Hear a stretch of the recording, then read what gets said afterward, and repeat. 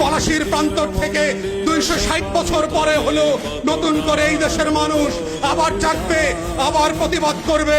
যদি মনে করে থাকেন পুলিশের গাড়ি দিয়ে, ভেহিকেল দিয়ে, কানন দিয়ে, র্যাবের গুম খুনের ইতিহাস জমা করে, পিডিআর দিয়ে, সেনাবাহিনী দিয়ে বাংলাদেশের 20 কোটি মানুষের স্বাধীনতার সম্ভাবনা আকাঙ্ক্ষাকে হত্যা করবেন, বোকার স্বর্গে বাস করছেন, বাংলাদেশের মানুষকে চেনেন নাই।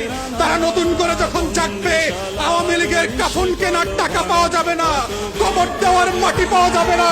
সেই দিন আসতেছে, সেই দিনের প্রস্তুতি নেন। ফেরাউনদের লাশ কোন নদী থেকে ডুবুরিকে দিয়ে উঠানো হয় নাই।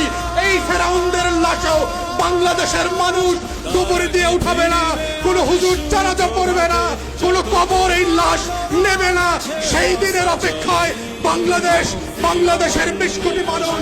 আমরা বারবার বলছি, আইয়ুব খানের রাজতন্ত্র আমরা মানি নাই, ইয়াহিয়া খানের রাজতন্ত্র আমরা মানি নাই, শেখ পরিবারের রাজতন্ত্র মানি না, মানছি না এবং মানব না।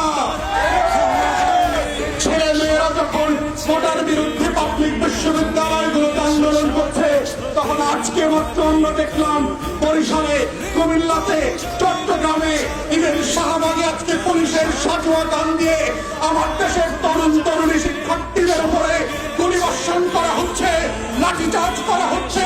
এটা পাঞ্জাবের আমল না, পাকিস্তানিদের হাতে আমরা বন্দী না, এটা 190 বছরের জমিদারি শাসন না।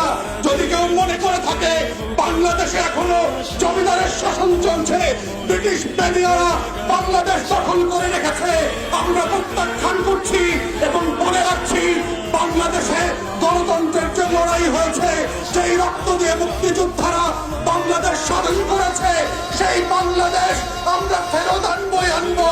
কোটা থাকবে না, ইদার শেখ পরিবার, হাসিনা থাকবে, না হয় বাংলাদেশের 20 কোটি মানুষ থাকবে।